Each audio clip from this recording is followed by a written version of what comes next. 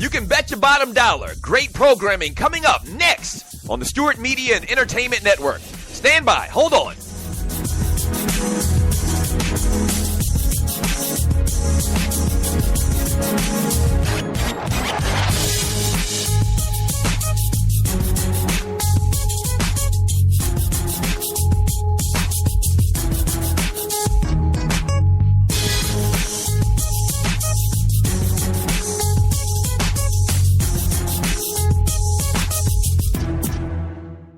Talk at its finest, coming up next on the Stewart Media and Entertainment Network. In about 2 minutes, stand by.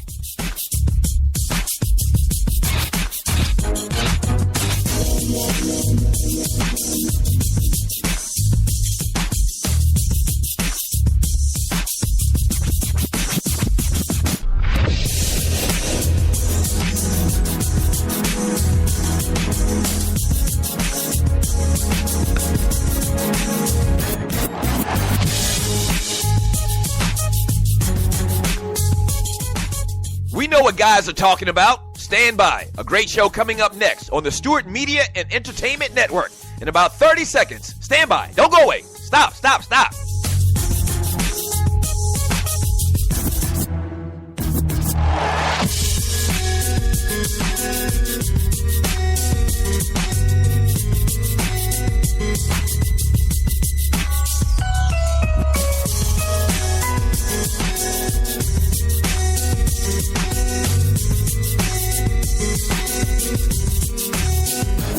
If they're talking about it at the barbershop, we're talking about it here on SME. Great show coming up in about 30 seconds. Don't go away. Stand by.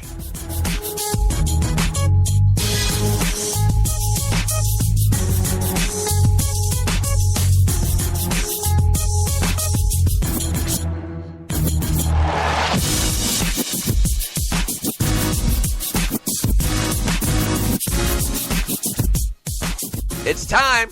Sit back, relax, and enjoy. Another great product on the Stewart Media and Entertainment Network. Yeah!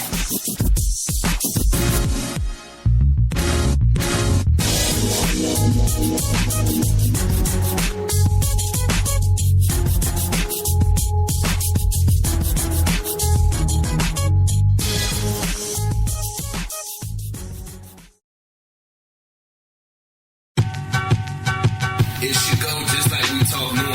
Right. That's the idea. We ain't trying to, pretend like, we ain't trying to, because we can curse. We can do the, you know what I'm saying? We say the hell we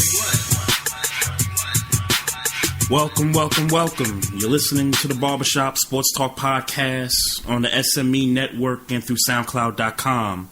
Don't forget to hit us up on our social media outlets. We got the Facebook page. We got Instagram at Barbershop Sports Talk Podcast. You can hit us up through email at barbershopsportstalk1@gmail.com. And we're also on Twitter at barbershopspor2. I'm Trey Fraser. That's Maestro Styles over there. Yep. What's good, homie? Cool, man. Never day, never dime.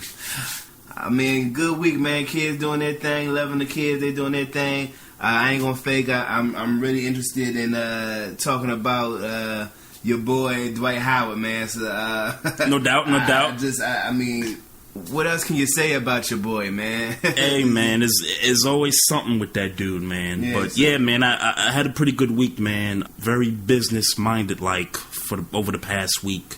We're trying to do bigger and better things around here. We ain't trying. Oh, we doing bigger and better things. That's what's up. That's what's up. So, folks, coming up on the show, we got some NFL news. We're going to talk a little NBA. Of course, we're going to get to the wild and wacky NCAA tournament, and then we got a topic of the day involving baseball. But first, what we want to get to is I want to send a special shout-out to the friends and family of Trey Walker, cornerback for the Baltimore Ravens. Got into a serious dirt bike accident. I think it was Wednesday or Thursday of last week. And eventually Friday he passed away from complications from that accident.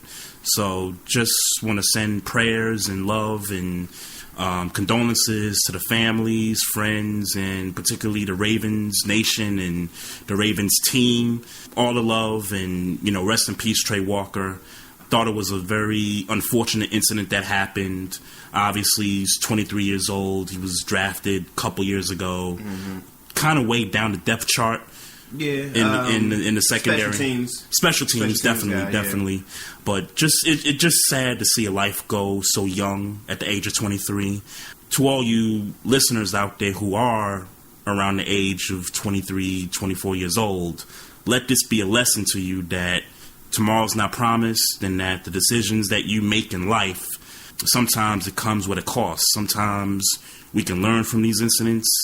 Some people get the opportunity to live another day, and some don't. So, cherish the decisions you make. Man. Yeah, absolutely. Live life for the fullest, man. Definitely rest in peace to Trey Walker. I think, and not just to the young cats, to the old people too, man. Because a lot of us older people,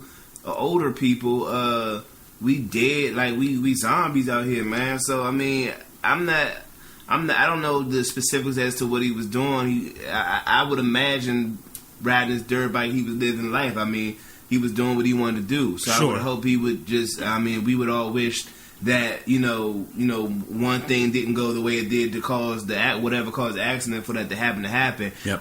But it's just a matter of living life. But I would caution everybody that, if you're going to get involved with those types of things, be careful.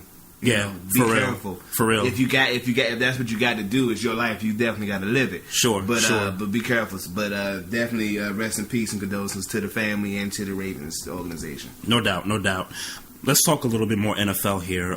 So the Patriots are making some moves in the offseason, man. I think what you and I can one thing agree on as football fans of our teams is that we both hate the Patriots with a passion. At least I do. I don't know about you. I don't hate them. I hate them. As a Steelers fan, I want what they have. I want to be in the AFC East. Everybody, yes, and win. Yes, 12, I want to be 12. I want to be in a division where the other three teams stink every year, at least with the exception of the Jets every now and then. And that's not to say they're not beating the other teams, but to have 5 or 6 wins pretty much in the books before you even within the division. Yeah, I kind of like that. So I would love to have that. So secretly, I'm jealous, because I don't play in the AFC East, but I don't hate them. I hate them. I'm jealous that they're in a division. I can't stand them. For me, from 2 angles. One, I'm a native New Yorker, so I hate Boston sports. Yeah. And then the other angle is being a Ravens fan and the rivalry, the rivalry we have with them. The rivalry that the Patriots have with every team that's a winning team in the AFC. Exactly. Pretty much. Exactly. So they made some moves, and I kind of like what they've done here. Obviously, Gerard Mayo retired. They traded Chandler Jones. Mm-hmm. I don't know if they cut Brandon LaFell or if they traded him or what, but he's not with the team anymore. So these are their replacements. They get Chris Long, defensive end. And that's key. They trade for Martellus Bennett from the Chicago Bears. And then they get 2 other guys, Shane McClellan and Chris Hogan, who I think are probably going to be for some depth. Chris Hogan is like a 3rd-string wide receiver that they get. Maybe 2nd-string wide receiver burn based on because of the system and all that stuff. Based on their injury history, really. Yeah, that's true. But Martellus Bennett is the best second tight end the Patriots have had since Aaron Hernandez. So that's going to be key. Definitely an upgrade from Scott Chandler, who was released. I mean, they doing what they do, man. I think obviously with that 2 tight end system hasn't been the same obviously since the Aaron Hernandez thing. Sure. I think they're trying to kind of bring that back the best way possible. Yep. So Martellus Bennett isn't quite Aaron Hernandez, but he's definitely, got the size and got the pass catching abilities, and with a little bit of the blocking abilities, and at least enough of it to be successful in that system. I think he'll be, with Rob Gronkowski obviously gets like receiver numbers. He'll be. Oddly enough, he'll be a productive tight end, for tight end numbers. Yeah. I like this move. I think Martellus Bennett is going to be a game changer. I mean, not in the way that Gronk is, but to have two tight ends in your offense the way they did years ago when Hernandez was there. I mean, the Patriots offense is potent anyway, but to bring a guy like this into the fold, and you already got Edelman coming back off injury, and you got the other parts of the offense working, I think this has a potential to, if not match what they did last year, to even be a better offense. I also heard that they're talking to Donald Brown, who was with the Chargers and didn't have a great year with them. No. That could be a pretty good fit also. And in addition to talking to people, they're also talking to Nick Fairley. They haven't signed him yet. That's going to be key. I think that probably worries me more than anything that they've done so far. If they get Nick Fairley, that might be a problem. The defense, they'll definitely be solidified if they could find a way to lock him down and get into a contract. Hey, tell me more about this RG3 and Browns. Well, there ain't really much to say about it. They made very clear that they're not interested in Colin Kaepernick, and that they've had this meeting with RG3. Right. RG3 has impressed them so much. It's also been talks about the Jets if they don't lock down Fitz or whatever, which at this point I'm not really confident about. I think what was key for me is that a lot of people are talking about the fit for Cleveland, RG3 fitting with Cleveland because of Hugh Jackson being the coach, and a lot of people have had such high praise about what they feel like Hugh Jackson could do for RG3. You know, what did you think about it more so? Like, how do you think that's a good fit for RG3? From an organizational standpoint, no, because I feel like anybody that goes to Cleveland, their career is going to die. It just seems like that way. But from a quarterback standpoint, and from what RG3 has done his rookie season, I like the fit because I think Hugh Jackson could be that coach that could get him to play some efficient football and maybe get him back to what he once was. Not 100% completely his rookie year, I think those days are gone. Yeah, I think those days are gone too. But if he could get him back to just playing some sound, fundamental football, teach him how to, I don't know if he's being taught how to slide yet and all that stuff, but if he could just get him back to that stature, then I think it's a good fit. Now they got to get weapons around him because from what I've heard, the Browns have kind of unloaded some players. Shout out to Dwayne Bowe. He had like 5 catches last season with the Browns. Made $1.8 million per catch last year based on this, because he walked away with however much 1.8 times 5 is. I forget what the contract was, but he walked out with a lot of money for making 5 catches. And this is what I'm talking about. Players go to Cleveland to die. Well, shit, he was dead long before he went to Cleveland, but... He wasn't that dead. Shit, he was fucking dead. He was not that... With the Chiefs, he was not that dead. 5 catches? I don't know how many catches he had, but I know he was a part of that team that didn't have no receiving touchdowns last year. Okay, but at least he caught passes. Well, I mean, was he even on the field for Cleveland? That remains to be seen. I don't know, because I hadn't heard nothing about him all year. He might have been injured. I don't know. In my mind, he was a non-factor his last 2 years in Kansas City. Oh, sure. So, I wasn't having any anticipation of him doing anything in Cleveland, but just the fact that you had 5 catches on a team that already stinks. You know? Well, he stinks, so shit. They paid him for what he was, some shit. So that's a lot of money per reception. Hey, man, what you think about the Cowboys trying to get Alfred Morris? I think it's a good pickup if they get him, with that offensive line being there. I think that Alfred Morris is the kind of back that'll fit in perfectly with what they're trying to do. Right. Do you think he's better than DeMarco Murray at this point? I think he is. I think he is. Hell yeah. Man, if I'm Jerry Jones, Stephen Jones, find a way to get this guy to a contract. But you said he's not a free agent. The Redskins would have to... They would have to... would they have to match... They haven't officially released him yet. Oh, okay. So I don't know if... So they would... So ideally, they would have to trade him if... But like I said, all accounts say that they're going to release him. Okay. So I guess it's a matter of trying to find out when they're going to release him. But if I'm the Redskins, why not trade him and get some value back for him? Beats the hell out of me. I don't know. But it might be a matter of them just, I don't know. I mean, unfortunately, some people have hearts, and try to be like, okay, well, you played so good for us. You might not get what you want if we trade you. Right. Let's, wait till it's beneficial for us to release you. You've been such a community service person. You've definitely been a top 10 running back. I mean, some people fall for that shit. So I know. So maybe that's what they're doing. They just try to give him the best shake at his future, right? And make it beneficial for them at the same time. So maybe that's what they're up to. I don't know, but but they're definitely looking at him. They're also looking to sign Patrick Robinson from the Saints. I don't see how anybody is interested in anybody in the secondary from the New Orleans Saints. I was about to ask you what position he plays. Cornerback. Oh, okay. Yeah, of course, a cornerback. So I can't imagine why anybody, just based on it. I'm not saying that Patrick Robinson is or isn't a good cornerback, but that would be the logical thought. Yeah, to not get nobody off of that ridiculously horrible defense. Yeah. But you can also say, well, maybe he needs to get out of that system. You put him in a better system, maybe he could play better. I hope so. But I mean, I'm certainly not into the Saints. I don't feel like I watched a Saints game all year last year, from front to back anyway. Oh, I see those numbers that the defense put up. Right. That tells me something. So there's that.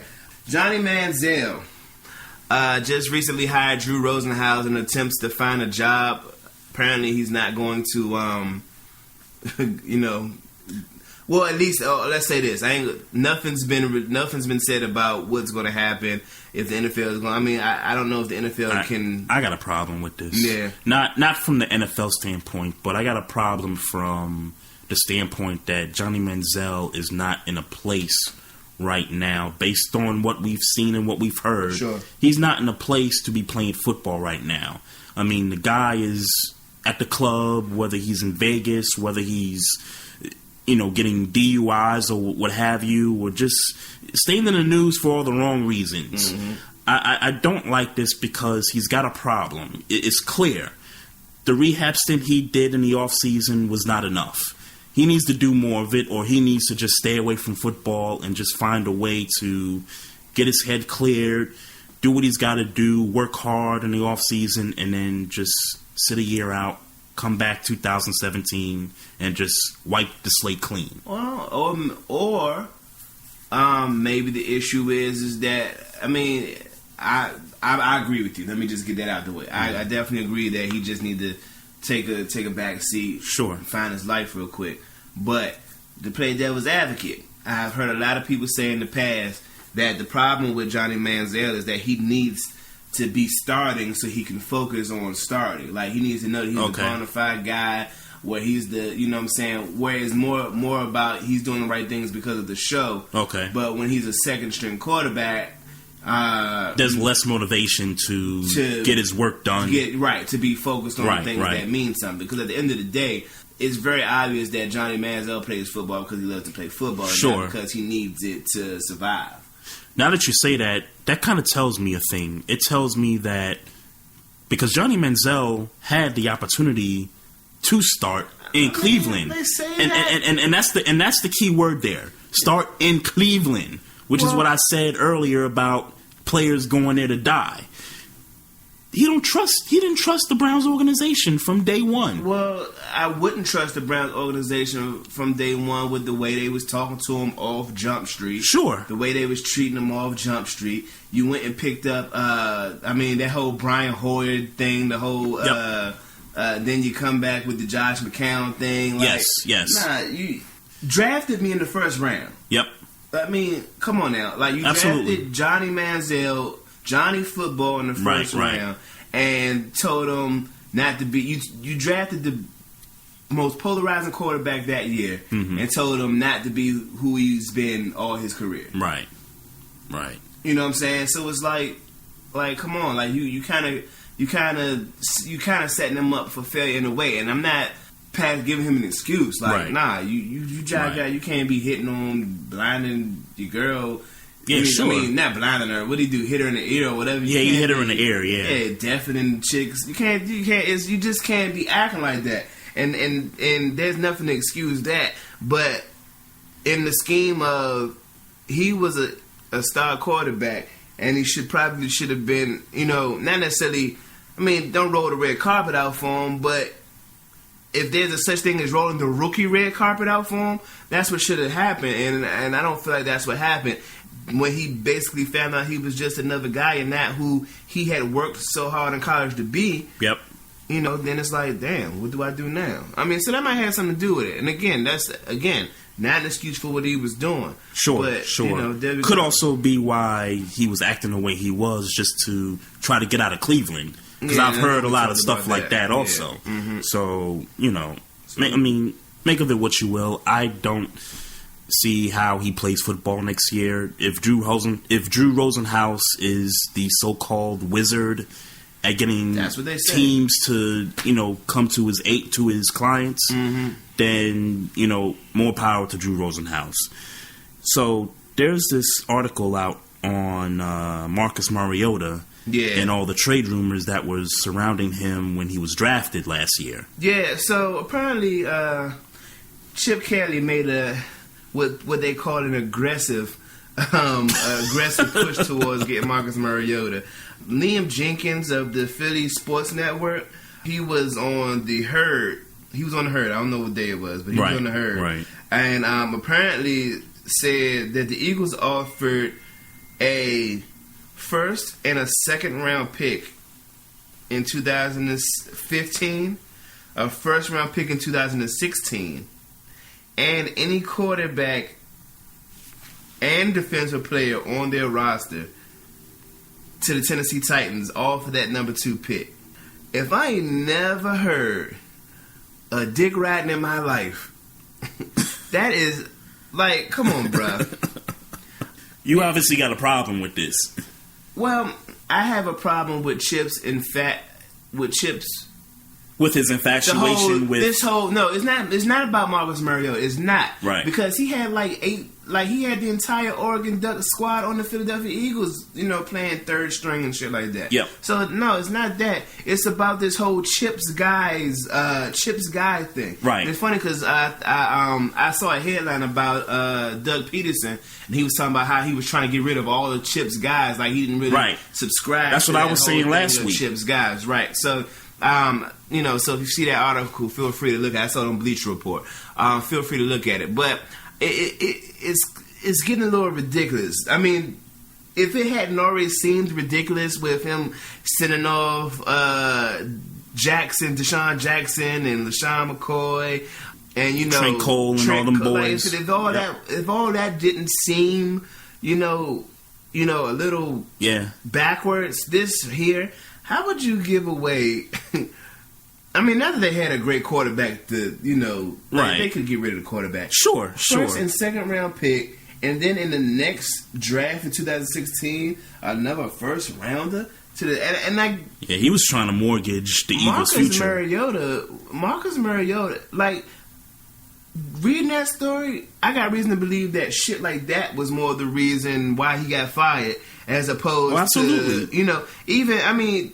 Look, I think Chip Kelly could have traded for the Oregon Ducks mascot if he wanted to. Yeah. I mean, he was trying so hard to bring Oregon Duck football to Philadelphia. Like, he wanted to make them the Philadelphia Ducks. Yeah, that's pretty what much. He wanted to do. Pretty much. Yeah, man. This is too much. It's too much compensation for the first round pick in the draft. I mean, in my opinion. Yeah, in everybody's fucking opinion. I can't imagine. And, you know, Marcus Mariota had a decent year considering his rookie year, and he had some injuries or whatever. But come on, bro, that's crazy. Don't be surprised when he tried to turn the San Francisco 49ers to the San Francisco Ducks. Oh, I'm sure. And he ain't far from Oregon. Yeah, he ain't far. So, man. Come on, man. That's that situation with Kaepernick, though.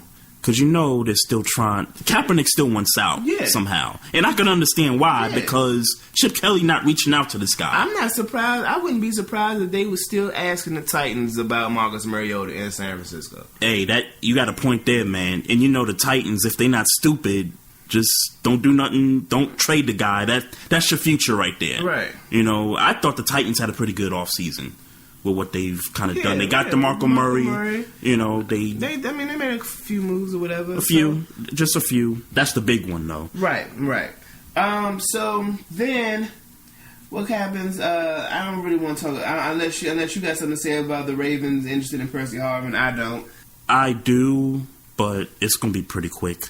I don't want a guy that's got concussion issues. I mean, that's been sort of his narrative since coming in the league is he gets migraines and concussions and all that stuff. But you can't really expect him to be anything more than a special teams.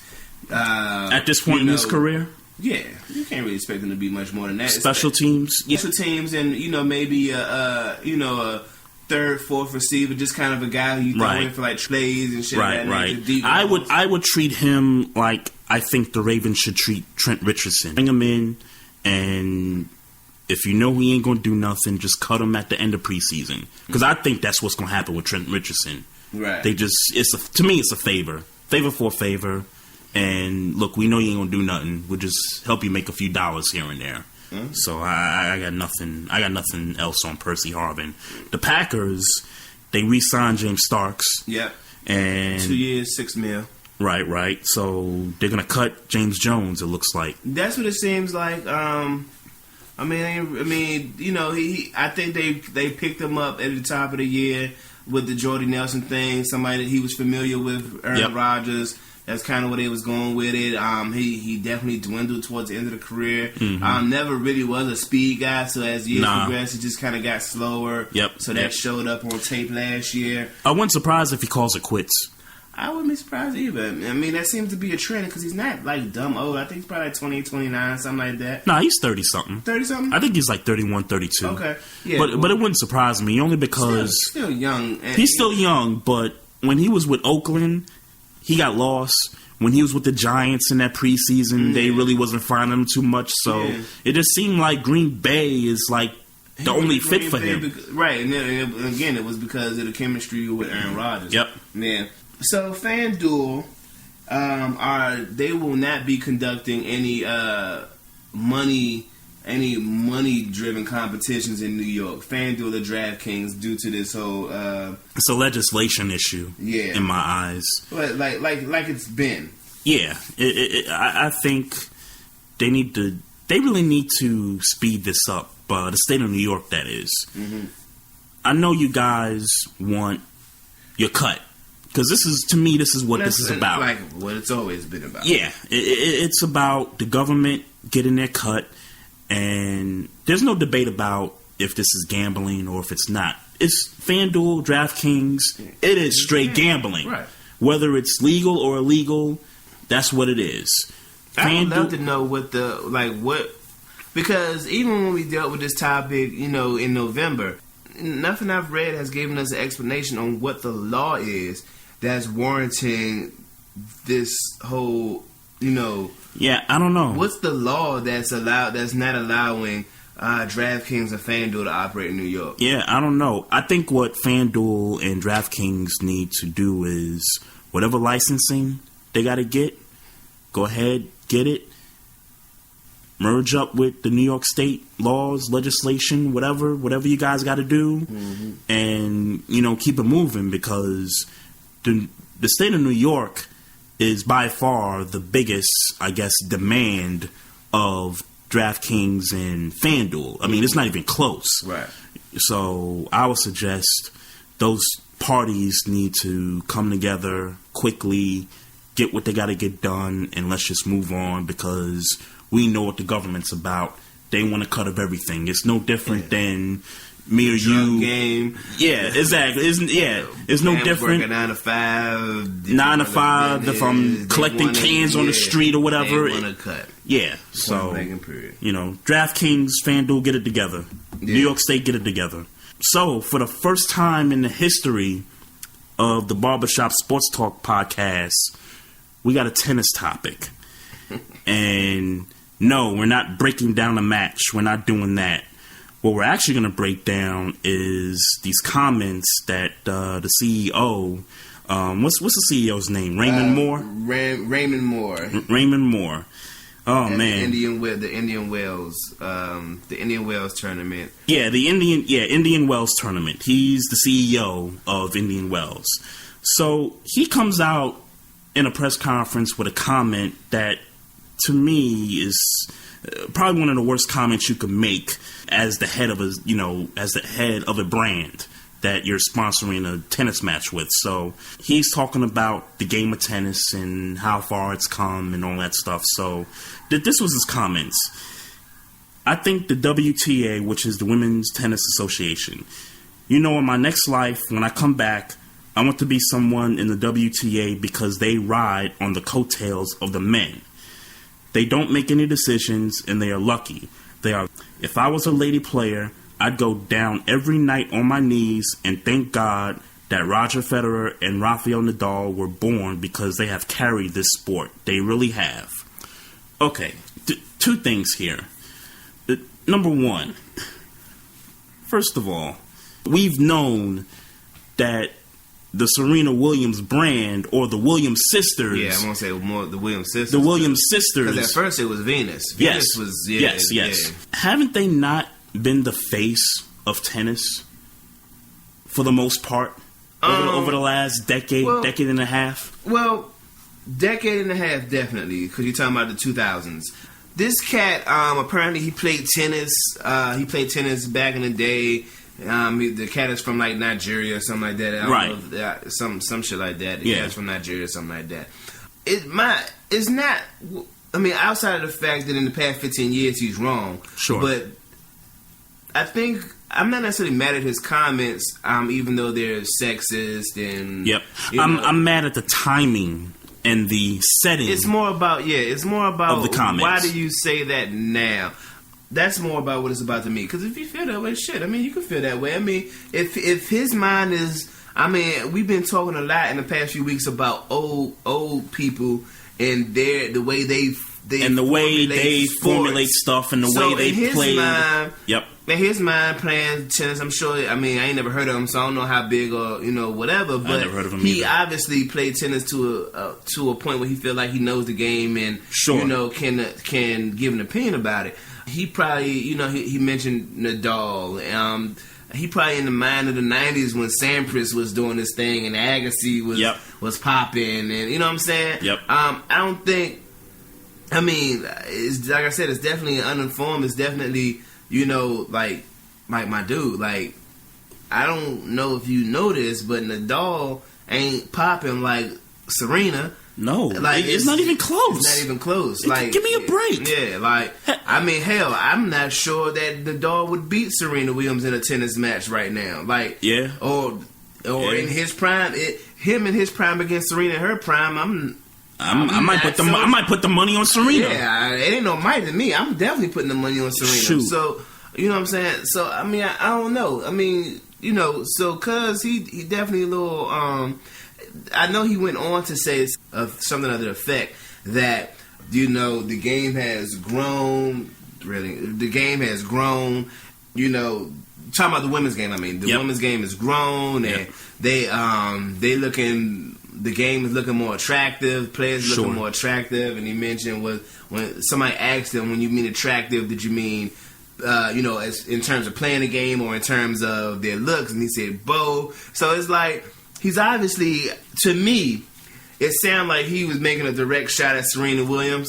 And it's also been noted that the Williams sisters and this guy have had a past of not getting along. Yeah, I didn't know that. Yeah, I didn't know that. They had kind of buried the hatchet in recent years, and then to come back with this, right? And for him to make these comments, Serena Williams came out and was just like, you got to have knowledge of the game in order to do this and things of that nature. And they still managed, he still manages to come out with this bullshit. Like, that's not the people that you want to be starting shit with. Right. Yeah, Serena came out with some comments after that and said, obviously, I don't think any woman should be down on their knees thinking anybody like that. Not surprising, but he's wrong in two areas. But don't that feel like a double entendre? The whole getting on your knees thing? Yes. Okay, yes. all right. Yes, it does. It all felt like he was, it really felt like rap beef. He was really calculated. Yep. And how he chose his words. Yep. Get on your knee, get on your knees, and why you could just say pray to God. Which is where folks are coming out with, this is a sexist comment, and all that stuff. No, I think it was just a shot at the Williams sisters. I mean, that's what. I think wouldn't. it was just a shot. I mean, because let's keep it all the way above. That's a good point. Who else is popping in tennis? Nobody. I'm sorry. Look. Federer is a name. I'm not trying to. He's a good tennis player. No disrespect to those guys. Yeah, he's a good tennis player because he's played good tennis. But who's popping? No, the Williams sisters are popping, and particularly Serena. Yeah, I'm glad that's how it's getting ready. Serena is the one popping. Serena Williams in there, and that's just what it is. Yeah, absolutely. I mean, he's wrong on a couple things. One, the words that he chose in this setting at this time was inappropriate, and number two, Serena Williams has carried the sport of tennis for a decade and a half here. So I don't know where this guy's been. I don't know if he was spending time in Nigeria, where he's from. He just seems it seems like another OG not in touch with the what's current going on now. Yeah. That's what it seems like. Yeah. And again, even though he's not as known as say Oscar Robertson and the Goose guy, whatever the Goose Gossage, whoever it is, you know what I'm saying? He's not well known, but he seemed that sounds like an OG comment. Yep. And hey man, just because you're old don't mean you're right, man. I say it every week that it comes up. Exactly. And Raymond Moore, he also used the word attractive in some of his statements about that. Right. Which to me makes me think what you said, that it was directed toward Serena Williams. Because look, Serena Williams is attractive though. Yes, Lord. Yes. Dear Lord bless her. Arms, I get it. She's been playing tennis. Her arms should be. I mean, that's a little too much muscle for me. Like it personally, it intimidates me. Like she could knock me out. Right. So I can't. Hey, she from Watts, right? Or yeah, Compton? she from something like that. She got hood. A little hood past in her. No doubt. Me and my homie, we talk all the time. I can't deal with just me. Don't bash. Well, I mean, if you're gonna bash me, you're gonna bash me. Me personally, not to say Serena Williams isn't a girly girl, because we all know she show out when she dressed up and she gets. Oh no, when she's on the beach and you see the pictures and stuff, she show out. So I'm not in any way calling her less of a woman or nothing like that. But come and holler at us. Yeah, man. Like Drake, they was beefing over the chick. Allegedly. Right. So, but you know what I'm saying? But the arms, man, I can't. She's too strong for me, man.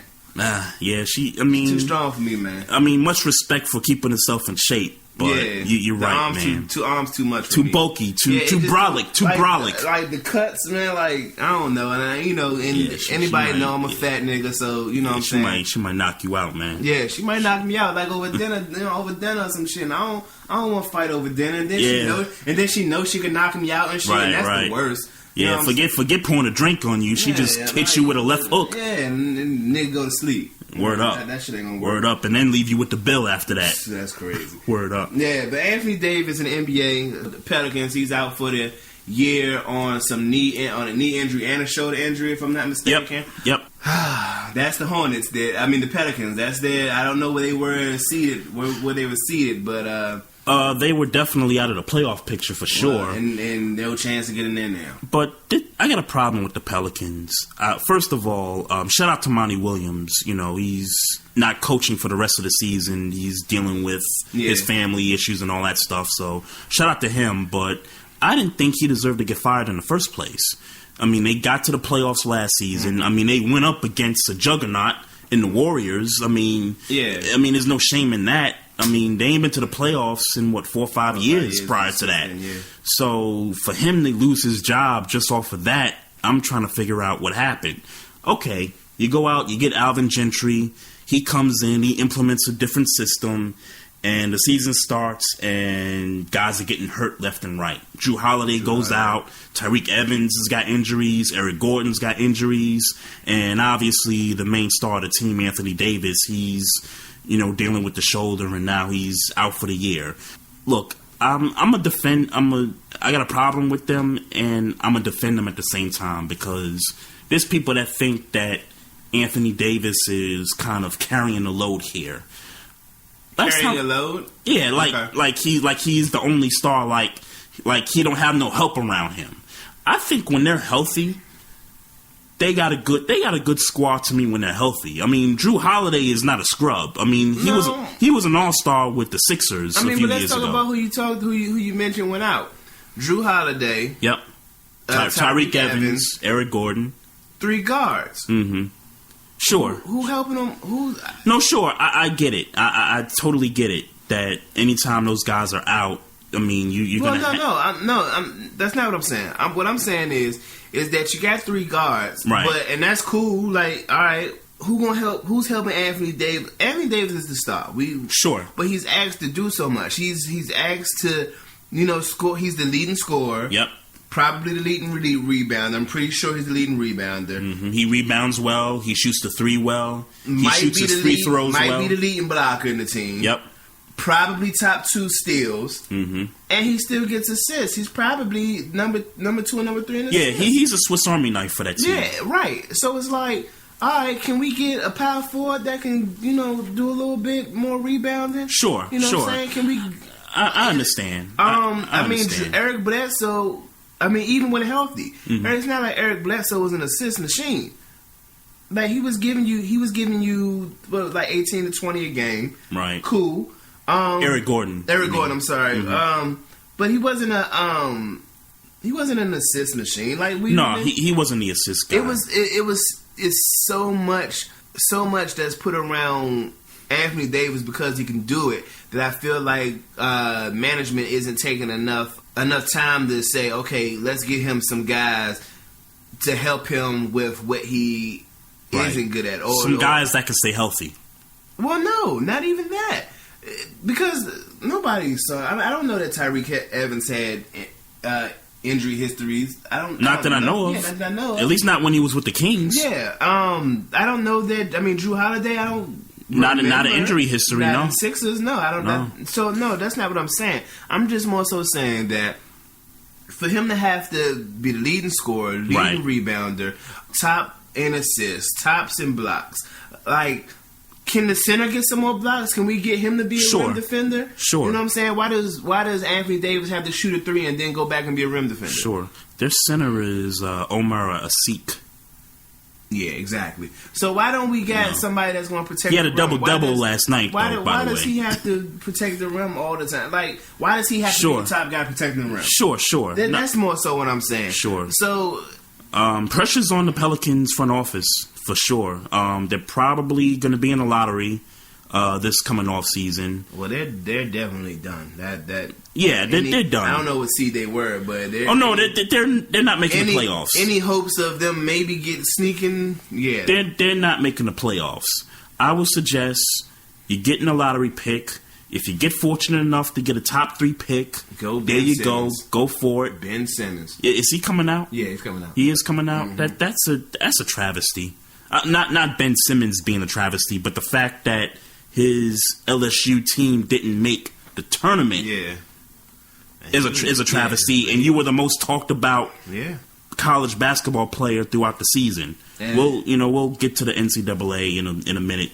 You got some Dwight Howard stuff? I mean, to stick him. It's just irritating. Dwight Howard is like, sometimes he's like the most irritating person like ever. Like he's like the most irritating person ever. Like, it's a prima donna. Okay, so Dwight Howard, diva, got caught using stickums in his hands. Apparently, you're not supposed to use stickums when you play basketball. I don't know. I heard a few players say that it wasn't such a big deal. Sure. So if it wasn't a big deal, then what the hell are you using it for? I was about to ask. I've never heard of stickum being used in the NBA. I don't necessarily know how it works. I mean, I would imagine it. But what's the purpose in the NBA? To hold the basketball when you dunk? That's what I'm trying to understand. Like, it's not because it don't get stuck. Obviously, right? Obviously, he don't get the ball stuck to his hand because that's all he does is dunk. I mean, well, he gets rebounds, so I can see how it helped. trying to catch a rebound or catch a pass or catch an alley-oop for that matter. I mean, I get the logic of having stick'ems, but for me, if it doesn't make a big difference and it's illegal, why are you using it? Then when he gets caught. So this is what I was hearing. Mm-hmm. The coach, apparently, when he was checking into one of these games he played recently. Right. He was getting ready to spray it. They hide the can behind the coach or whoever, and then when he get ready to go in, he spray it on his hand and go in. Wow. I guess he does that every time he goes in the game. So I'm assuming he's been doing this for 5 years, by the way. I was gonna say I'm assuming he's gonna get suspended for this if this is illegal. Well, here's what's real: if he's been doing this for 5 years, he's been doing this pretty much his career. You're saying you think he's done it longer? Orlando. He's done it longer than that. Well, I'm just talking about the NBA. He's done it in Orlando. He's done it in LA. He's doing it in Houston. Okay, so that means that's more than 5 years. Huh? That's more than 5 years, by the way. What had his last year? How many years he been in for Houston? About three, right? About 3 years. 1 year in LA, 1 year in Orlando. Okay, so on the back end of the Orlando. Okay. Right. Okay. So that means 3 teams that knew this was illegal was doing the same thing that our 2 teams is doing the same thing. Like, that means Kobe knew about it. That means Jameer Nelson knew about it. Stan Van Gundy knew about it. Yep. Hell, wherever the hell high school he went to in Georgia knew about it. Like, stick him. He was doing this. He probably Adam Silver probably should give him a 1 year ban for that. If all this is true and they link it back 5 years, it can't be that serious. But it can't be that serious. Right. Here's the thing. Again, I feel like we talk about this a lot too. The thing about sports is that there's always, this is like Deflategate in my mind. Yep. There's a lot of things that go on where teams in sports are always trying to find loopholes in the game, competitive advantages. Yep.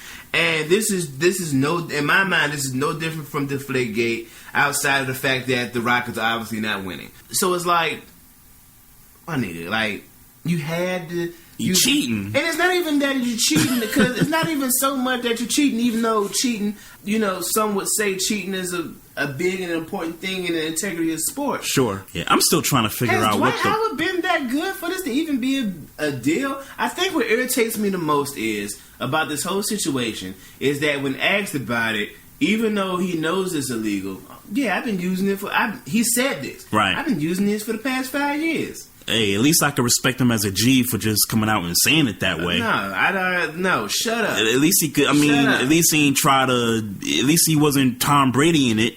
Like, I don't know. I don't know what you're talking about. No, shut up. That's stupid. Like, it's stupid. Like, why say anything? Why say anything? Nah, but it's being investigated. Hey, well, why say anything? Hey, Dwight, look. This dude, man. Why say anything? It's not like he winning. It's not like he's making any other headlines for this to really become a big story. He is. He's making headlines. I mean, he's in the headlines for the wrong reasons, especially about he made this year. Besides about the team, about getting Kevin McHale fired, and about him and James Harden not getting along. We forgot about that. That happened. All that was really this Stickum stuff takes you back to everything that's happened from the start of the season. And that's more so why I'm saying shut the hell up. Just shut up. Don't say nothing. Yep. Let the investigation play itself out. At the end of the day, they're going to say you're guilty or you're not guilty. Right. You're going to serve your suspension or whatever they're going to do if you are. And then you're going to make a statement saying, ooh, this is what happened. I shouldn't have done it. That's this, that, and the third. You think the Rockets wish they would have made a trade before the deadline at this point? Nah. Because they're not going nowhere. They're going to make the playoffs, but they're going to get bounced in the first round. I mean, I don't think Dwight Howard makes or breaks that. So, I mean, it's like, unless you was you got to pay him anyway. Shit, it can't. Dwight needs, I don't know. And for him to who they going to replace him with? Like, now. Oh, they're not going to replace him with anybody, right, but just to get the headache out of the locker room. No, this ain't a headache. I'm gonna tell you why this ain't a headache. because they had coaches hiding the damn candlestick on the court.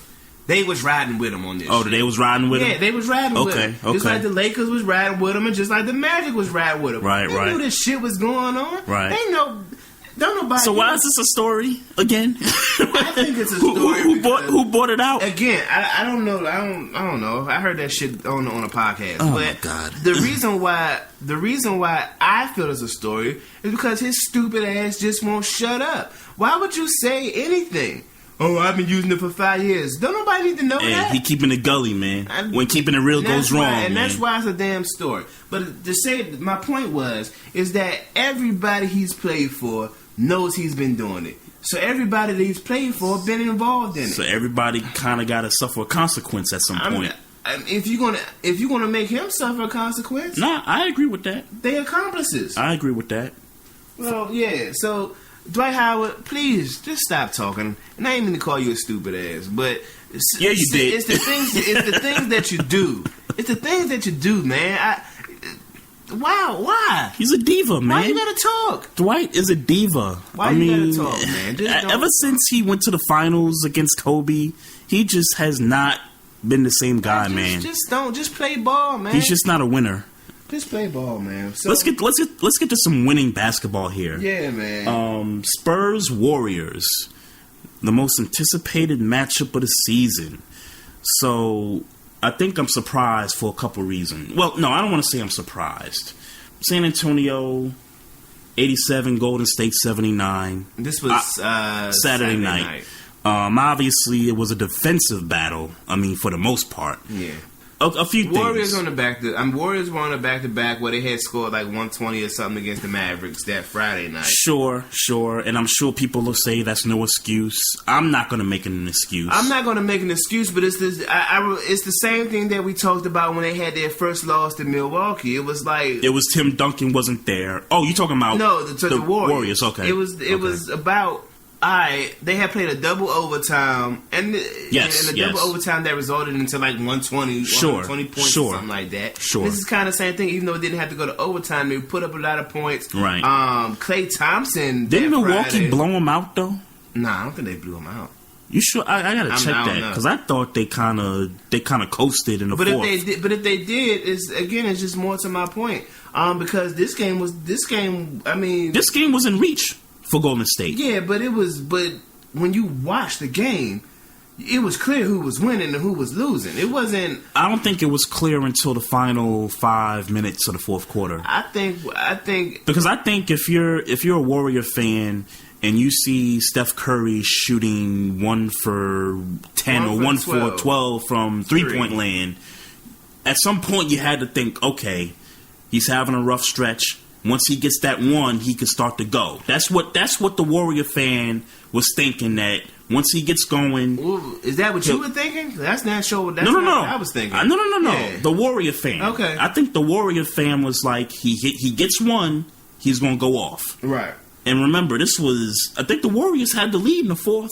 At the beginning of the fourth quarter, They had a 1-point lead. Okay. But the other thing that kind of stuck out to me was how LaMarcus Aldridge and Kawhi Leonard put their stamp on this game.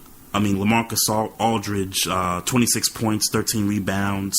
Kawhi Leonard doing what he does defensively and offensively. Tim Duncan being in this game wasn't much of a factor. Only played 8 minutes. Yeah, it wasn't much of a factor.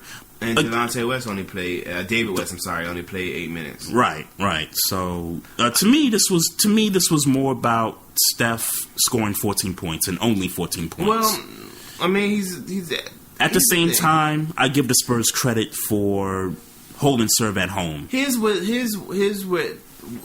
kind of what I got from it. Mm-hmm. Bogut was out. Iguodala's got the injury, and I can't pronounce the other big guy's name for the Warriors. Ezeli. He was out, and that's key. Not for points necessarily, but sure, for the other intangibles, how they work their game. Sure. Greg Popovich, it seems like decided that once they realized that the Warriors had to play small ball, it was like, all right, well, we're gonna play small ball. Yep. Strategic. probably the better move. Probably was the better move to play. I noticed that Harrison Barnes was, for the most part, dealt with by Boris Diaw. And that never helps. Sure. Obviously, the shooting night of the Splash Brothers was bad. Right. There was times where they was meeting Steph Curry full court to press him. Yep. So there's that. I noticed that, Steph Curry's thing a lot of times, she likes to run from corner three to the corner three, like he runs along the baseline. Yep. And Pop made sure that he had guys, kind of stick a foot out, right, trying to stretch, make him, impede his progress. Yep. Anything to kind of throw his shot off. I think once they kind of realized he was having an off night, they was like, let's keep on doing what we got to do to keep him having an off night. Yep. You predicted that one of these losses would be against San Antonio at home, where they're undefeated as well. Right. So here you are, 7 losses. Here's what I'm just not going to depend on, though. I'm just not going to depend on Klay Thompson and Steph Curry. I'm not going to depend on Steph Curry going 1 for 10 or 12 That's from just, 3-point land. Yeah, I'm not going to depend on that. Here's what I see this as. Obviously, the Spurs wanted this more.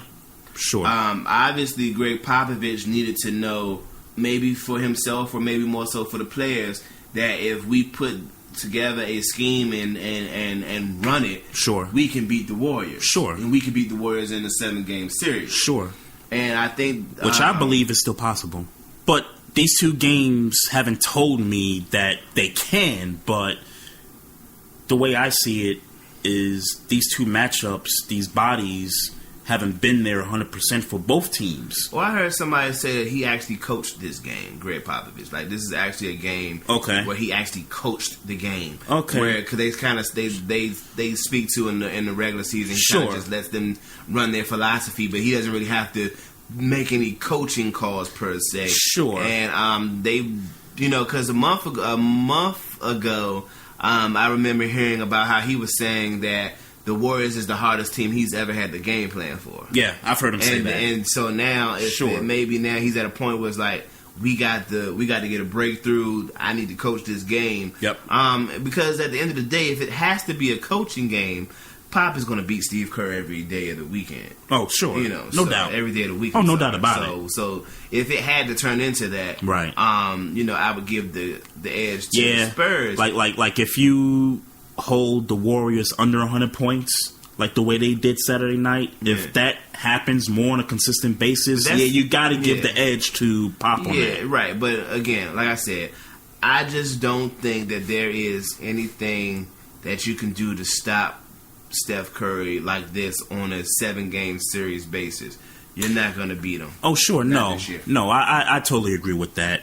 My conclusion to this is that I still have to see, and we're probably not going to see it in the regular season, but both of these teams got to be 100% healthy for me to even determine, okay, who's got the edge. And they got here. 2 more games, like you said, on April 7th and April 10th, I believe. Yeah. I mean, to me, I don't even really feel like we're going to get any. I don't think in those 2 games we're still going to get any indication. We're really not. It's really all about the Western Conference Finals at this point. Right. That's where I'm at. Because the Thunder and the Clippers, I don't buy that.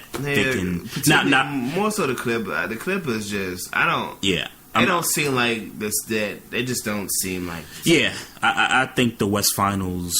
That was a preview of what it was Saturday night. Yeah. So, and by the way, God bless Manu Ginobili, but the no-look bounce pass, passing 2 defenders. I'm sorry, it's just not working no more. He got to go, man. Yeah, Ginobili got to go, man. 82. He like 83 years old, man. But that same no-look bounce pass, and he's trying to get it past 2 defenders, and each time it's disrupted. Yeah. Ginobili, you can't. I'm sorry. It just don't look. It don't look good no more, man. Yeah, and I feel sorry for the Spurs, man. Because I guess Tony Parker ain't dumb old, but he's dumb old. Tony Parker dumb old. Manu's dumb old. Tim Duncan's dumb old. we don't. They got dinosaurs, man. Yeah, and I get it. They trying. It's obvious that they're trying to slowly transition. You know, Kawhi they're trying to do what David Aldridge. Robinson did for Duncan years ago. Right. Yeah. But and I guess they got kind of hoping that LaMarcus Aldridge can be Tim Duncan, or you know, like you said, sure. So there's that. But they still haven't figured it out at point guard. Yeah, Patty Mills ain't doing it for me. Patty Mills is kind of old. I think Patty Mills is over 30. Is he really? I think so. So he damn sure looks like him on the court. So it's like, yeah. When those guys go, which I hope is this year. Ginobili got to go I hope. after the playoffs. But here's the thing. If Pop is there, he's probably there. I mean, even if they reduce his role, which I don't know how much more you can reduce. I mean, they could push. They could push him out the door. I mean, you can find ways to do that. They're not going to push him out the door. I know. That's more so what I'm saying. I know, but they're going to let him play until he don't want to play no more. They're going to let Tony Parker play until he don't want to play no more. They're going to let Tim Duncan play until he don't want to play no more. Can't live and die by that no more. They got to let him go. Ginobili's after the season. Tony Parker got to stay. Tony Parker got to go too. Then. Well, for the sake of saying that they come hand in hand. Okay, no, I'm not saying they go hand in hand. I'm just saying I think Tony Parker can still play at a level better than Ginobili can. Sure, absolutely, but he got to go too. He's old. He's old as hell too. He's not as productive as he was. How old is he? 34. Tony Parker's 34 years 34, old. Probably, yeah. Yeah. So, yeah, let's get to the real hoops right here. I tell you what, this was probably the best opening weekend of NCAA tournament basketball that I've seen, like, ever. I mean, you talk about some upsets, you talk about epic collapses, and you talk about fresh faces, you know, playing on a national stage to shine. So, where do you want to start? Because I think obviously the biggest story, or one of the two biggest stories, is Tom Izzo and his Michigan State Spartans going down the way they did. Man, listen. I'm gonna tell you what I'm fucked up by. Yeah, what's your bracket looking like over there? I didn't do bad in the first round, man. I don't feel like I did too bad. I mean, I did alright. I mean, I wasn't too good in the East. Well, I was about half. Is your Final Four still intact? Oh, well, of course not. I don't think anybody's Final Four is intact. Michigan State lost. Yeah. I think anybody's Final Four is intact. Did you have Michigan State as one of your? Michigan State winning the whole thing. Okay, that's right. Yeah. Oh, so your bracket is like busted. Yeah. Busted. Right. Yeah. Yeah, I had Michigan State winning the whole thing. So there's that. But I didn't do bad. A lot of the upsets I think I kind of got right. Like the Yale beating Baylor, I got right. Iowa beating Texas. Right. I like the way that guard Washburn, I feel like I'm saying his name right. I like the way he had been playing. Yep. He was playing well enough to at least get out the first round. So I got that right. VCU over Oregon State. I just picked that. I got Yale right over Baylor. Yeah. I'm upset Hampton didn't beat Virginia. Why? No, I feel like I told you this off the air last week. I picked Hampton because a high school puppy love girl went to Hampton, and I saw her on Facebook who picked Hampton. Okay. And I was like, all right, baby, I'm gonna pick Hampton just for you, girl. She picked the damn thing about me, annoying mine until I see her on Facebook. They got mopped on the floor. Yeah, Hampton did. Oh, yeah, like they should have got mobbed. There was no real chance that they was going to beat Virginia, and not even like Virginia was a super great team. But right. You know, they ain't had no chance against Virginia. Sticking to that bracket though, now that Tom Izzo and his team is no longer there, this opens the bracket up for a team like Virginia. Yeah, it opens it up for a team like Syracuse, who many people thought they didn't deserve to get in the tournament. Yeah. But, you know, they go in, they beat Dayton, and then they see the Spartans go down, and they're like, oh, thank you, Jesus. We get to play mid-Tennessee. We all know that Middle Tennessee had no shot after that. Like, they had played their championship. Well, I'll tell you why. I think you're on the same line as I am. anytime you're a true underdog and you win a game of the magnitude they won, it's so hard to refocus in the next couple of days, mind you, to get ready for another big dog. Right. And Syracuse, they big Syracuse dogs. got the reputation as big dogs. Right. They haven't been playing like it, but they got the reputation. Big dogs. And it's just so hard for a team to just come out of celebrating and then 2 days later you got a game plan for another team and then just get mopped off the floor just like that. It's so hard. Yeah, so I had so I got that, and I heard somebody on radio on Doug's show talking about Seton Hall. Oh, Jersey Vern said it. Oh yeah, the Chief Rocker talking about Seton Hall was going to win, and I said I ain't had him beating Gonzaga. Like, I really didn't have him beating Gonzaga. So I did. So it was just little stuff like that. Right. That I did good in the first round. In the second round. Oh, we got to talk about the collapse by Iowa State. Iowa State. Yeah.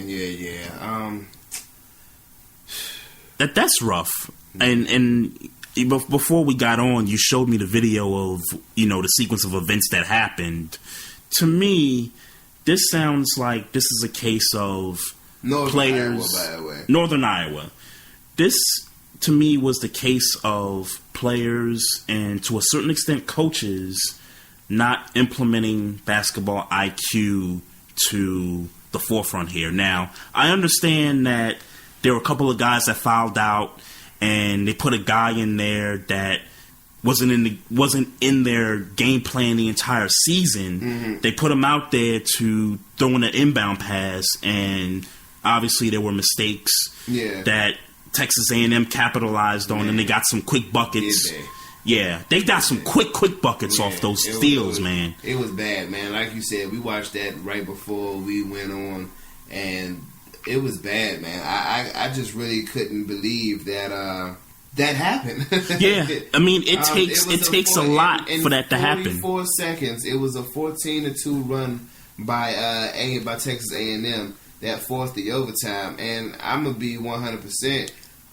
After once they got it to overtime, you kind of got to think it's done. You kind of got to think that sure, it's a tough win for Northern Iowa at that point. From a mental standpoint. Yes, it's a tough win from that. Sure, point. And they fought that first overtime and they made it to a second.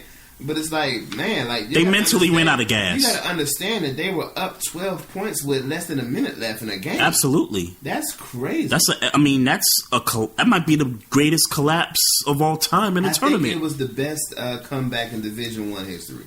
I think it's been sure. It's been touted as that statistically. Sure. So I think there's that. Here's another reason why I mentioned the IQ of this team. They got away in the first round shooting that half-court jumper to win the game. Yeah. They tried to do that again. I think it was the first overtime, and the guy just heaves it up with 5 seconds left. What 5 seconds up? Yeah. What are you doing? What you Steph Curry now? Right. Come on, man. Stop. Come on, stop that. That move right there told me that this team's IQ was not there, and that collapse at the end of regulation is basically making them now do stupid things moving forward. Right. So we I guess we got to talk about the Terps, man. Yeah, man. They beat South Dakota State. Whoop-de-damn-do.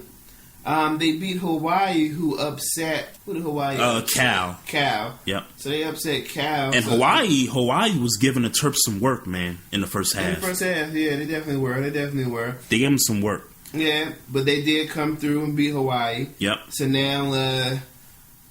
I hate to be pessimistic, but unfortunately their run ends. Yes, I'm in agreement with you, Maestro. They got Kansas in the... But I tell you what, here's why I think there's some hope for the Terps here. Just looking back at their game against Hawaii, Melo Trimble, he finally got it together. Yeah, 19? 19 points. Yeah. The defense was there. They buckled down on D in the second half. And the Terps overall, they went 1 for 18 from 3-point land. Okay. I don't expect that to happen again. Not at all. So if there's a place and a time to get that right, it's this game coming up this weekend against Kansas, because Kansas is no joke. They're going to come play.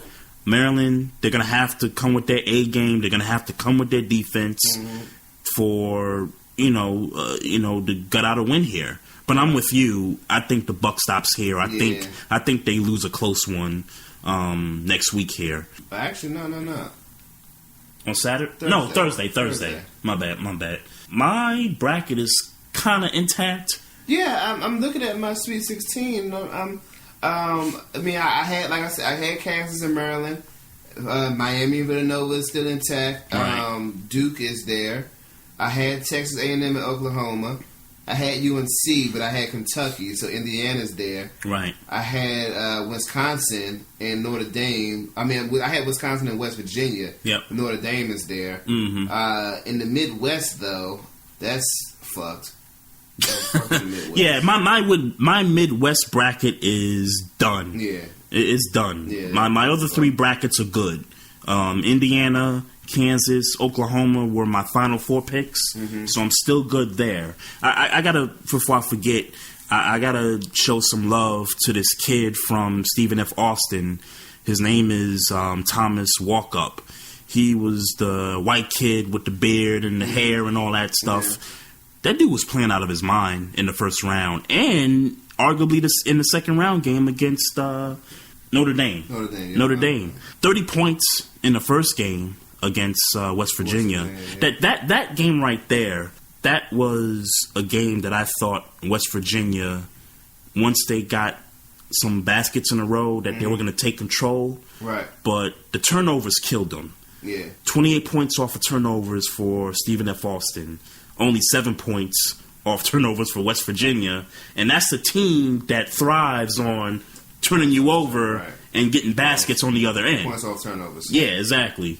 So, that team, I had them actually going to the Elite Eight. And they just completely messed up at least that side of the East. Talked about one, so they were there. Yeah. But the turnovers definitely were a problem. I agree. Oh yeah, they're definitely a problem. Yeah. The second game, the second game, Stephen F. Austin played. You felt like they should have won, because Notre Dame got the tip in on the last second of the game. Yeah. So yeah, go ahead. I was just going to shout out Yogi Ferrell, man. I watched him play Kentucky, and he just in the playoffs. In basketball, period, really for me, I always look for guards. Right. Man, that felt like a Elite Eight game. That was probably the better game in terms of competitiveness throughout the entire weekend. That was a good game. I was holding my breath actually, because obviously I picked Indiana to win the entire thing. So, but that was a pretty good game. I'm starting to become. I can't really say I like Yogi Ferrell yet, because I feel like he stopped us from getting the Big Ten. Yep. Not really, he didn't, because we would have lost to Michigan State. But I feel like that in my heart. But so I'm starting to kind of warm up to him, I guess. Is what I'm saying. Right. And shout out to all the Bammers on Facebook with the meme that got Michigan State losing to DeVry. Oh yeah, I saw that. Yeah, so I saw that. Whoever did that. Yo, DeVry needs a basketball team. And they tagging the shit out Jamel Hill. So tagging, her joint is Michigan State alum. Yeah, they tagging the shit out her with that joint. Yeah, and Draymond Green and Magic Johnson. Yeah. So looking forward to this weekend. What are you interested to see? Well, I would love to. I know it's Thursday, but I would love to see Maryland beat Kansas, even though I don't really believe that. I don't think it's going to happen, but I think the Terps. I would love to see it. The Terps got some hope. I mean, there's definitely things that you could point to. It's like we said at the very beginning, like right before all this started. There's no team, and it's no team that's like head and shoulders above everybody else. Sure.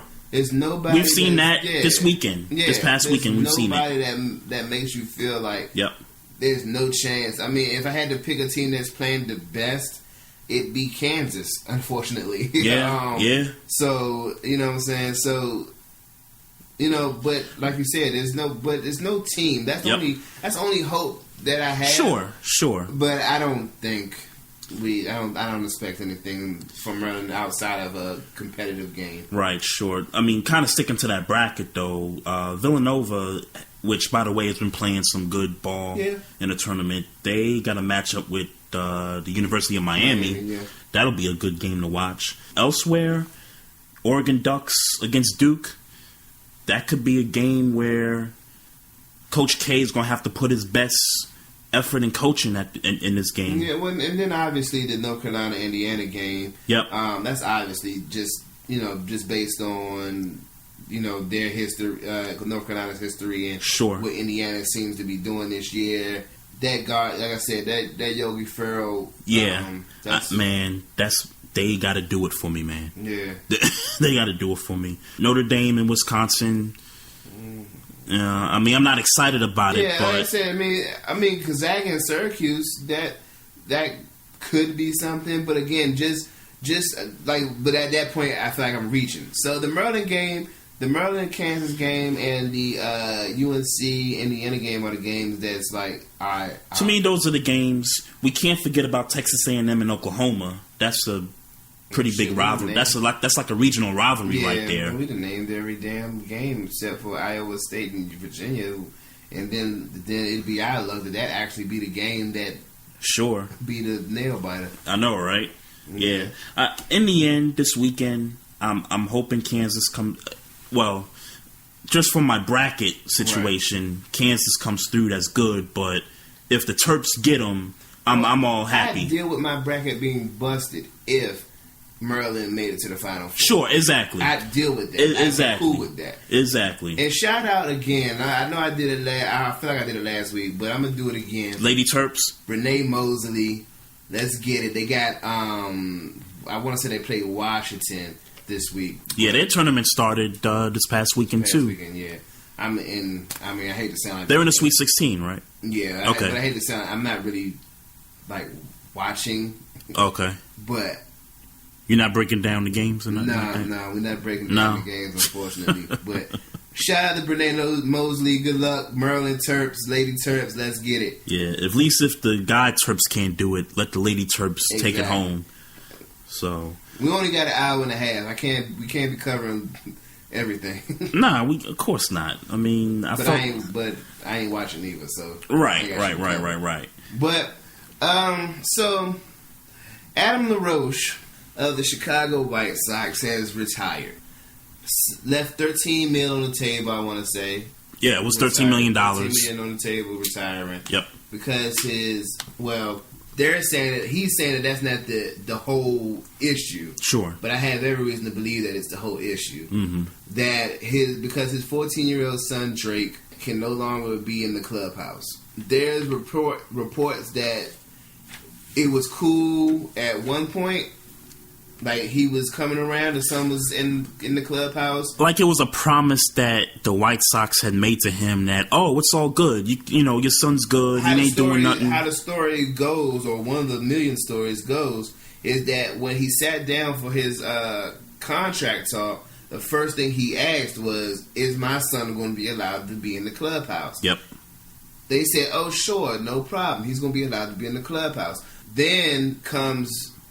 somebody saying he can't, somebody saying he can. Players spoke out that LaRoche was the wrong guy that left the clubhouse. The owner or not the owner, I guess maybe the GM, whoever the guy is that told him that he couldn't have his kid in the locker room all of a sudden after, I guess some teammates apparently knew this was going on, was okay with it going on, right? And that's what was happening. And now, all of a sudden, he can't. And then they're losing Adam LaRoche, who, career-wise, has been a pretty good ball player. Sure.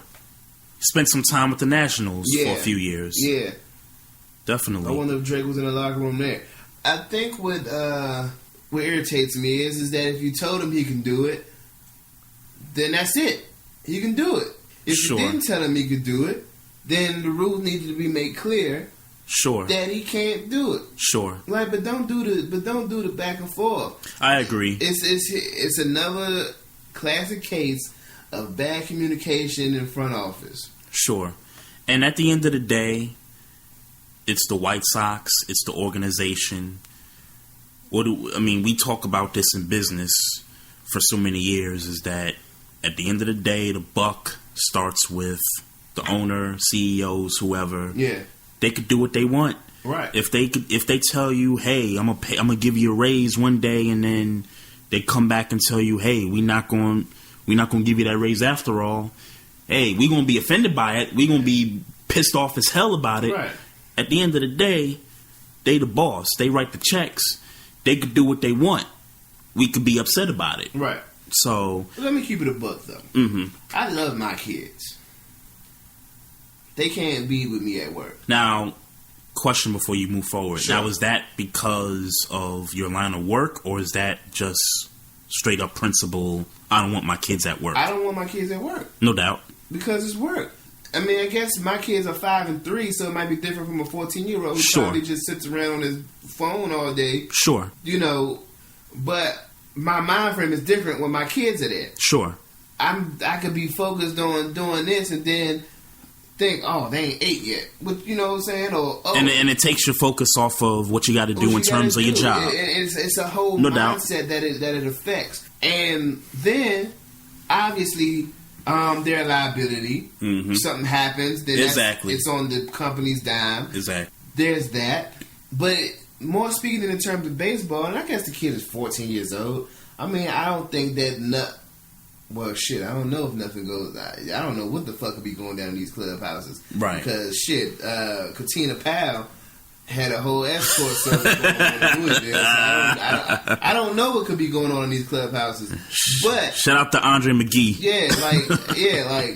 I don't know. But work is work. And personal is personal. Sure. Now, if you agreed to let this player bring personal into your business, that's your problem, your curse. But I don't see that that's a good thing. I agree with you. It's not a good thing when you're working for somebody. Now, just to kind of give you a little bit of background, my grandfather, who's, long and gone, passed away, Vernon Fraser Sr., he ran a carpet place in Brooklyn, New York, and my dad used to work for him. So there were days when, at the time, my pops would take me to work with him, and it was explained to me that, babysitters, they didn't trust the babysitters. Like, one time there was a mishap, so he was like, I'm going to just take you to work with me. Now, again, it's all about what position you're in. Mm-hmm. If you own a business, then hey, you can take your kids to work. But I still wouldn't even recommend it then. I know. It's a matter of I know. Yeah. But this is just based off experience. Based off experience and just kind of based on what I've seen. And I give you another experience. We used to go to these Chinese spots in the hood. Yeah, all the time. And all the time. Every time, every Chinese spot, it always seems like there was somebody's kids in the back doing homework or helping out or whatever. Mm-hmm.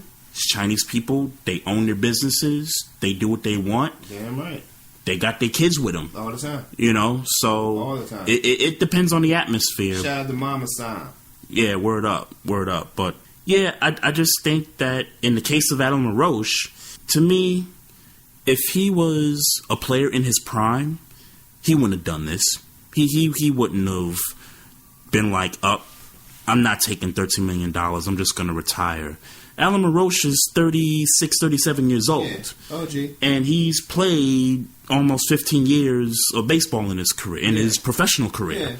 So I think that had a lot to do with his reasoning for just being like, oh, you know what? You guys are going to renege. I don't want to. I mean, he's leaving money on the table, but he ain't starving. Yeah, exactly. Yeah. Exactly. If he's got good accountants and he saves his money up, then all power be to you. But yeah. I think the decision is more leaned towards he's at the back nine of his career, and the White Sox basically reneged on what they promised him. Mm-hmm. I mean, point blank. So let me just be very clear on what my stance is. taking your kids to work is a bad idea for sports, for maintenance, Sure. for construction, for music. Sure. If you own a 24-hour store, if you own a carry out, it's a bad idea. 24-hour stores get robbed all the time.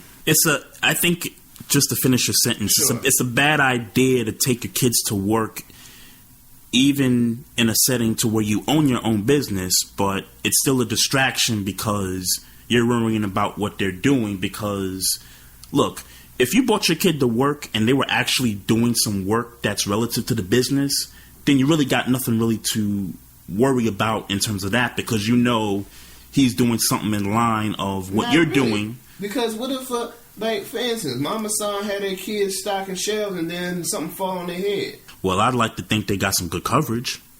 What if they don't? I mean, that'd be their problem, right, but but even if they do, they own this shop. Their kid get bumped in the head. Store might close for the day. you lose what? Oh, you're saying from losing the days of business? Yeah, right. You know what I'm saying? No, sure, sure. No, I understand. And even though it's your child, that's still money coming out of your company. Sure, no, You know, I got it's you. like a customer getting hit. I got you. Getting hit over the side I got of the you. head. Or it's coming out of your personal pocket, which you damn sure don't want. Right. So it's like it's just not a good idea. There's that. My kids are young, so my kids are constantly, ooh, what's this? Yep. Ooh, what's that? Hey, I got to do something. Okay, but what's that? You know what I'm saying? Like, Right. So there's that. So I can imagine. And again, this kid's 14. Right. So maybe not so much, and he probably had been there for a little while, so maybe he's a little more comfortable. But then at what point when you get comfortable, and particularly like in a sports setting, let's say, I don't know another player on the White Sox on the top of my head, but he get familiar with another player, now he wrapping him up while he trying to do what he's doing. Shout out to Chris Sale. Yeah, He's a pitcher for the White Sox. Right. So it's a situation where Bama's could really be, baseball operations could really be affected if A, the kid comes in, he's starstruck by all these baseball players, or B, he's not starstruck, but he starts to get familiar with some of these players. Sure. And then it's like, hey, so, other player. Right. What's good with this? Or let me get $1. Or, whatever the kids do. So quickly, just your thoughts on like how Steph Curry has his daughter at press conferences. You remember the whole shebang last season during the playoffs and all that. Press conferences is a different animal, even though he is still working. Yep. I think it's not as like you're paid to talk. Like Yes. you just talking. I can have a conversation like this is work. Recording this podcast is work. Yep. Why I wouldn't invite my kids to a recording of my podcast unless they was in a room back somewhere. Sure. They couldn't reach me or talk to me until It'd have to be one of those glasses where we could see them, but or vice versa. They could see us, but we can't see them. I would prefer they couldn't see me. I would prefer to put them in a back room with Mickey Mouse or some shit playing. Word. And with some toys and some candy where they're not thinking about me until I'm done. Yep. If they had to be with me. But as much as I enjoy them and love them, I could talk to you and talk to them at the same time. Now, it wouldn't make for as quality podcasting as it would if they weren't there, but I could certainly do it and do the job. I think that's kind of the same thing with press conferences. Right. All we doing is talking. So it's not like we gotta, it's not like we gotta be super big on, it's not like a whole, like there is work and there is focus into it, but me personally, I can balance both. Yep. And I think most people can balance both is because you holding your kid in your lap and listening to a question. All right, answer the question. Then the other case is speaking with a kid, particularly as young as Riley Curry. For the most part, she might have just been in all of everything that was going on. So she definitely was. Yeah. Yeah, true that. I don't have a problem with, from the player standpoint, I don't have a problem with his daughter being out in front of the camera, being all starstruck and all that good stuff. I'll just say this one thing and we could close. I think if you're a journalist, columnist, and you're there at the press conference and you're trying to ask questions, you're trying to do your job, basically. Right. Some people say it's a distraction. I would probably think, yeah, it probably is a distraction. For one, because you're trying to get the question out to that particular player while that player is trying to calm his kid down. Yeah. And two, that player themselves is distracted because he's trying to answer questions and he can't because he's trying to cater to the kids and all that good stuff. So I'll just say that just to kind of end that. Special shout out to everybody that's in the chat room, that's supporting, that's, you know, showing the Barbershop Sports Talk podcast some love. How much time we got? We got no time, man. Shit, all right. We got no time. What you got? Nick Young and Jordan Clarkson accused of sexual harassment just came to my phone. Oh, yeah? Yeah. Los Angeles Lakers? Los Angeles Lakers. Our Los Angeles Lakers are investigating allegations that two of their players sexually harassed two women Sunday night in Hollywood. One of the women is Alexis Jones, an activist trying to stop athletes from committing sexual harassment, sexual abuse, and domestic violence. Man, I'm glad. I bet you Kobe's glad he's done because this circus. Do you understand what that just said? One of the women that was sexually harassed by NBA players was an activist trying to stop athletes from committing sexual harassment and sexual abuse. Wow. Like, were they set up? Wow. That's crazy. It sound like it, but right. Hey, as that story, next week, I'm sure. Yeah, as that story brews up, we'll dive more into it. But again, shout out to all the people that are listening on the SME network. Shout out to Doug Stewart for this opportunity. Shout out to everybody in the chat room showing us some love. Don't forget, you can hit us up through email at barbershopsportstalk1@gmail.com. Maestro's on the Twitter at barbershop SPOR2. And also we got the Facebook page and we got the Instagram page popping as well. So I'm Trey Fraser. That's Maestro Styles over there. We'll holler at you guys next week.